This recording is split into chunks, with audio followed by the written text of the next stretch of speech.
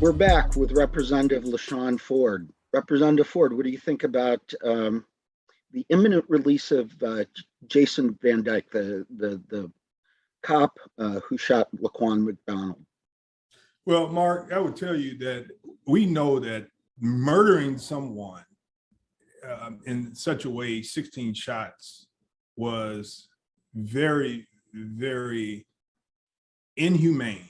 And spending, I think, 3 years of a 6-year sentence in jail is not something that's acceptable. I mean, you murdered a teenager that had a knife, that was walking away from the police and trying to get away. He only had a knife. And so spending 3 years of a 6-year sentence, first of all, 6 years just didn't seem like enough. And then you do half of that, that's clearly not enough. But then we ask ourselves about the justice system. If that's what the justice system gave them, do we accept it? I don't think the people in Chicago and all over America see that as justice.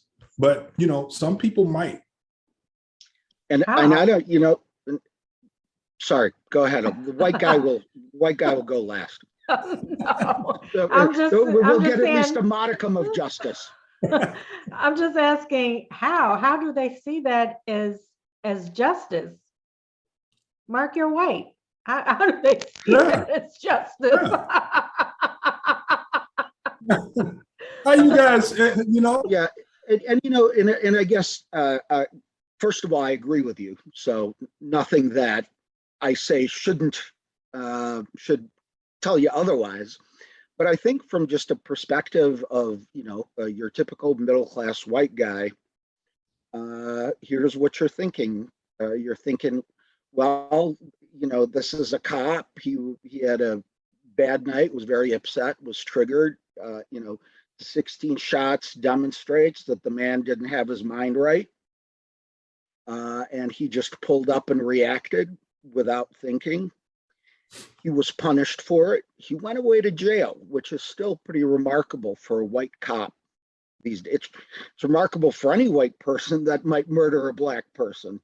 You know, I wonder what the rates are. Maybe we can pull them out for some future discussion in terms of, if you're a white guy who kills a black guy, how often do you go to jail? And how often do you go to jail if you're a black guy who kills a white guy? I bet there's a discrepancy there.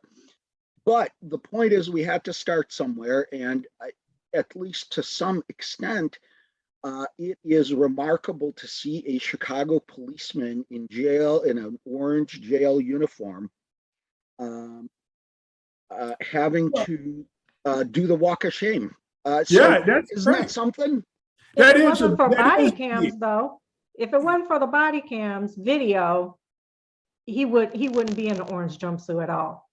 That's right. That's true. That was an execution that we saw. You know what the question is, was the judge fair? Was the judge fair in sentencing the killer?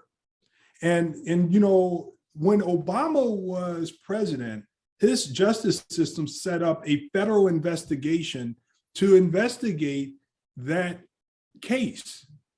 Because the question was, should this be a federal case or should this be a state case?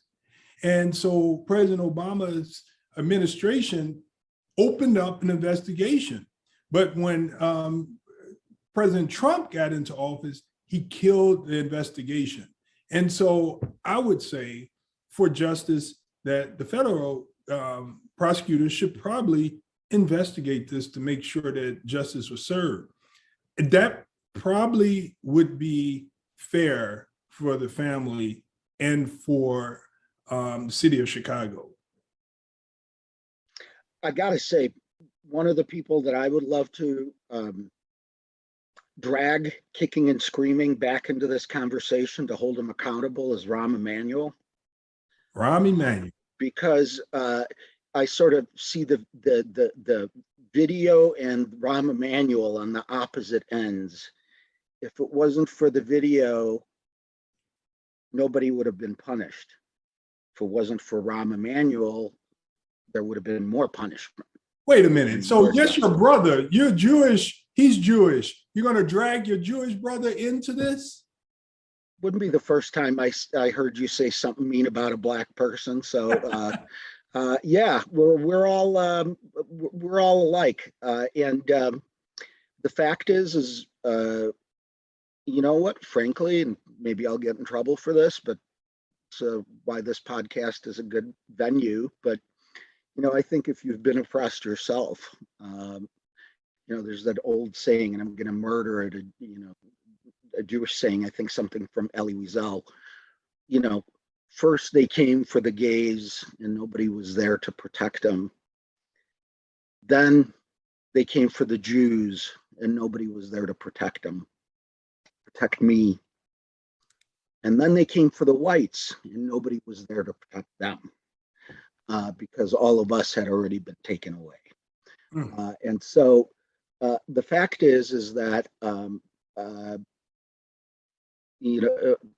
I believe anyone who has felt the sting of anti-something, anti-Semitism, racism,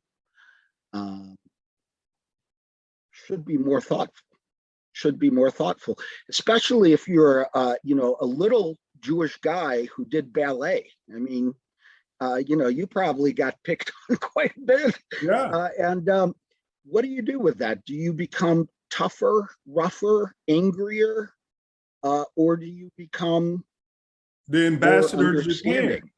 You become the ambassador. That's what you do. You get a reward. You get a reward. And so, I don't know. Was he thinking, or was he thinking about the next election? Was he, and did he cover it up? And that's the question that people are concerned about. That's why they're asking for a federal investigation, because they believe that there was some cover up and the whole truth wasn't told, and the federal government could possibly open up the case and investigate it more for a federal indictment. But Mark, I think you made the one point that we can celebrate in all of this is that Jason Van Dyke will never carry a gun again. He will never be a police officer again. He is a felon. He is a murderer, and he's got to live with that for the rest of his life. Do you think he even feels remorse? Do you think? I say yes. Remorse for the loss of his career and his life, or remorse for taking a young man's life? I think when you put your head in your hands and you go, oh my God, what have I done? It's probably a little bit of everything. But certainly, let's not confuse sadness at losing everything with remorse for taking somebody's life. And I get your point, and I totally understand it. I think that, not to feel any remorse would make him evil. Would be inhuman. And I do believe that, look, the guy looks we do like have some he's been evil tormented. inhuman people. Well, everybody. Walking this planet. But I think what we have to do is think about it and ask that question. He's got to be the one to say he's remorseful. If he continues to say that, and the question is, as Meleika was saying, is he just hurt that he lost his career, that he no longer could carry a badge and a gun, and he could no longer be a police officer, which he probably loved? If that's what he said about, then we got a problem. We need to hear from Jason Van Dyke, because through it all, he justified the killing, and that's bad. That means that he's not remorseful. And I'll tell you, I think a lot of that kind of behavior stems from the police union. I hope I don't all of a sudden start getting lots of tickets when I park downtown Chicago. But I believe that this is a matter of the police union. I believe this is a matter of the kind of system that we have, where it's black and white. Either if it's zero-sum game. If Jason Van Dyke gets punished for real for his crime, the union feels like that's a bad precedent set against its members. The more Jason Van Dyke is going to get punished, the more likely it is that the next guy will be punished, and the next guy might be punished even worse. And so, to me, part of the whole that's the justice. That's Dyke, right, Mark. That's the justice. Right, and part of my whole issue is that it's hard for Van Dyke to even speak as a human, because you have the union who's put him in a blue uniform, and all they see is blue, all we see is black, and there's no, so I'll just say that I think that it's one thing to kill someone, it's another thing to be an institution, a union, who's just going to defend that and excuse that. I know that he paid dues there. I know that's his people, but to me, that's part of the problem. Is I don't know what we can do about it, but clearly, one of the things I'd love to do, and I know you've done this, Representative Ford, I'd love to have some black cops talk to us sometime, because I really want to understand better sort of that, where you got to duck bullets when you work, but you're ducking friendly fire when you're at the station or whatever it is. So I'd love to know more about that and where that stands. But I really believe, in addition to any remorse from the guy, what we really need is more reform for the system that instinctively, automatically steps up to protect a guy like that. Can police officers actually speak on that? I mean, those who are active, maybe retired, but I mean, can they? I can't imagine that they would come on and speak about what's actually going on within the walls of the police department, because I have friends who are police officers and they talk about the racism within the department, but they can't speak about it publicly. It just sounds like a serious brotherhood going on. Well, there we go. Brotherhood of the blue. It's either blue or black, not both, it seems to me. And that's sort of what I want to understand better. So let's maybe go with this. This is an invitation and a challenge to any police officer of color to come join us and talk about what's going on and how you feel and how we might all do better working with you to educate your peers. Yeah, I think that's absolutely right. And, I would have, if now police officers, they're under pressure too. On previous shows, we talked about mental health. They have trauma too. And I would have actually been somewhat more sympathetic if Jason Van Dyke had pled guilty and said that he had a lapse in judgment and he could prove that he had a temporary insanity.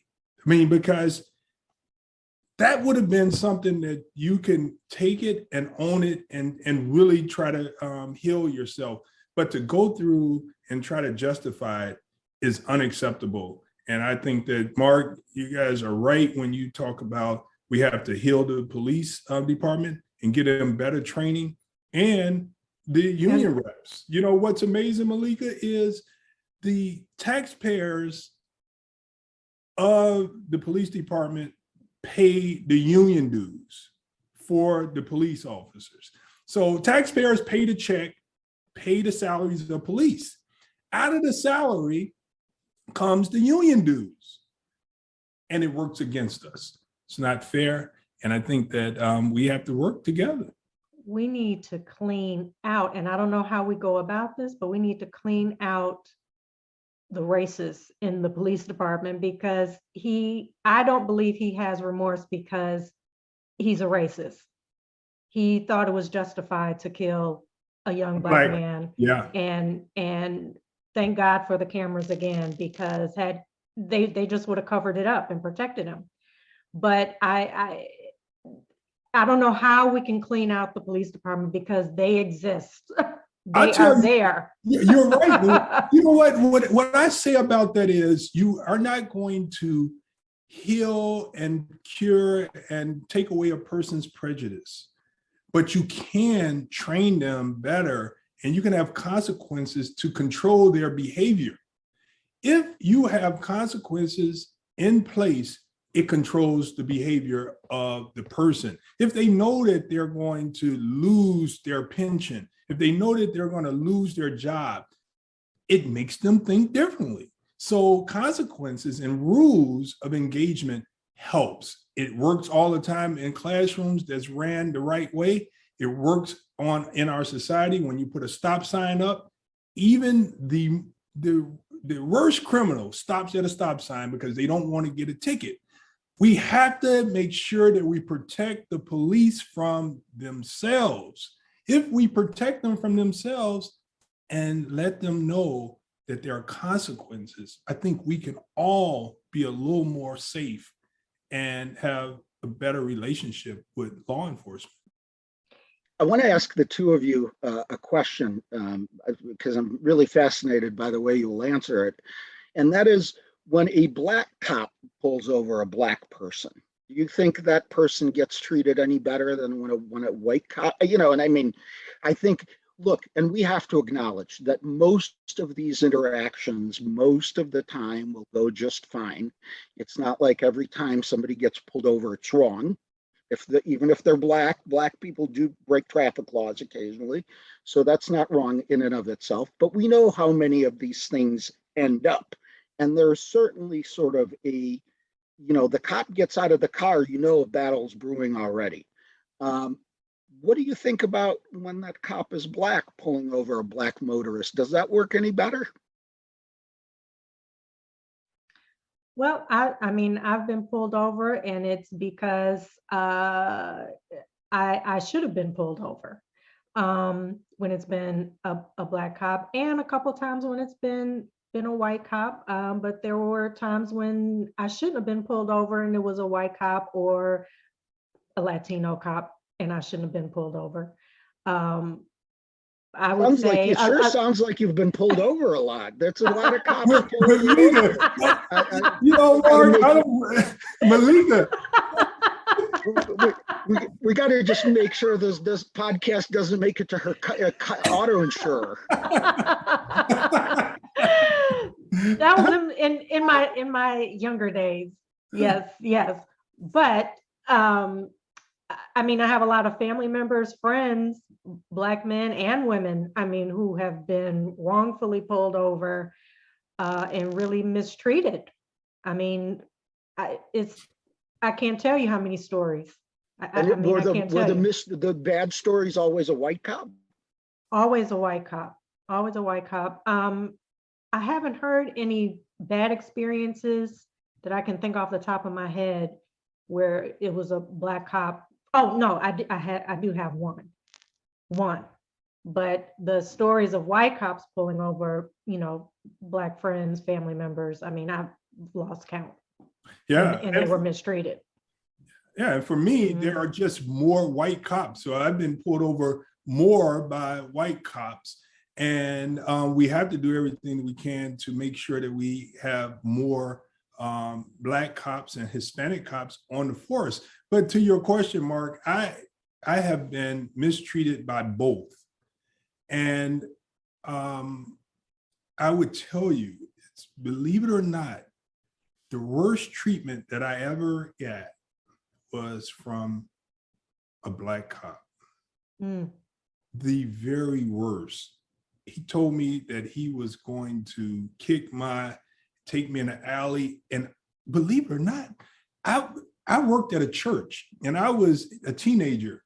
And what's amazing about this is I was cleaning up the church. I had my garbage can and on the two-wheeler, walking around the Catholic church, cleaning up behind people. And there were drug dealers on the corner. And here I am in high school cleaning up. The detectives come, white detectives, Black detectives, but the Black detective came right to me and told me he was gonna F me up. Well, one of the reasons why he told me that was because in high school, I had just taken street law. And he came up to me and I'm like, I know I didn't do anything wrong. The people are over there that you need to be talking to. So I'm like, what's the problem? And I said, I'm just working. And I'm working. And then he told me to shut up. And Lord behold, me and my smart mouth, I said, I don't have to shut up. I could talk. I just learned that in school. And he told me. When you said that just now, you sounded like Muhammad Ali. It was unbelievable. So he put me in a car and he actually told me that he was going to take me in the alley. I was traumatized by that. And the only way I told the guys out there, go tell my mom, because I worked right across the street. He said, I don't give a who you go tell. I'm effing you up. And so it was scary. And then the only person that was able to save me was the white priest that came out of the rectory. And he told him, this is LaShawn. He works at this church. Why are you bothering him? And so I don't want to just, I'm not just beating up on white cops. We just want to make sure that cops are safe, people are safe, and especially Black men and women that have known to have problems with police long before I was born. And let me say this, there was one white cop that did come to my rescue. I had actually called the police because there was some trespassers Dangerous on the for property. Black people to do that. Dangerous. It was dangerous for me that day to call the police. I called the police. I waited outside, brought them in, and it was a white cop and a Latina cop. And I don't know if she was trying to prove something to the white cop. I don't know what she was doing, but they got the trespassers, had them all up against the wall, and she asked for my ID and put me up against the wall. I was like, I called you.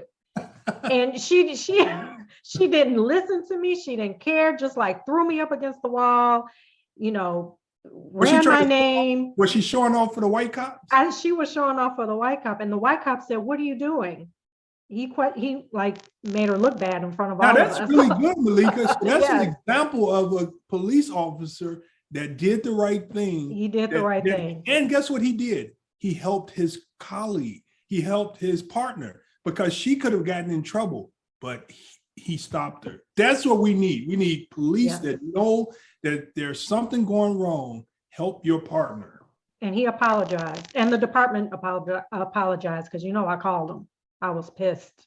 Well, that's pretty amazing. And I mean, not every story ends up like that. No. Even not most stories, right? But they do. How do we have more of that and less of the other? I think that's a conversation worth having. And so I'd love to have some Black cops on the show sometime.